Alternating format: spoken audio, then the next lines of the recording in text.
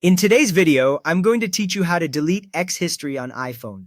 Start by opening the X app on your iPhone and signing into your account. If you have multiple accounts, make sure you log into the one where you actually want the search history removed.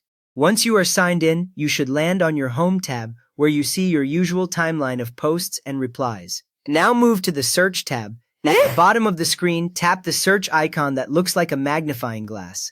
When you are in the right place, you will see a big search bar at the top, and below it a mix of trends or suggested content. This is the area of the app where X keeps track of what you have been looking up recently. Next up, tap directly on the search bar at the top.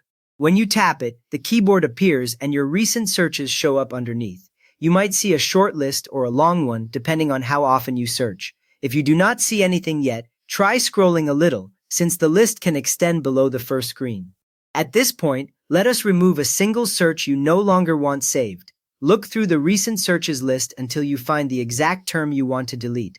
On many versions of the app, there will be a small X icon next to that search term.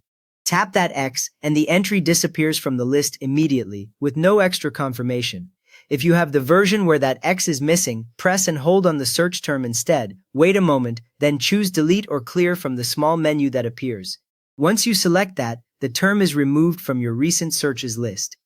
With that done, you might want to clean everything at once instead of removing items one by one. To delete all recent searches, look near the top of the Recent section for Clear or an X next to the word Recent. Tap Clear or that X next to Recent, and a confirmation prompt appears, asking if you are sure you want to clear your search history. Confirm the action, and the entire recent searches list will disappear in one step. Your search bar area will now look empty, apart from suggestions X generates on its own. You have now completely cleared your X search history on your iPhone, both individual terms and the full recent list.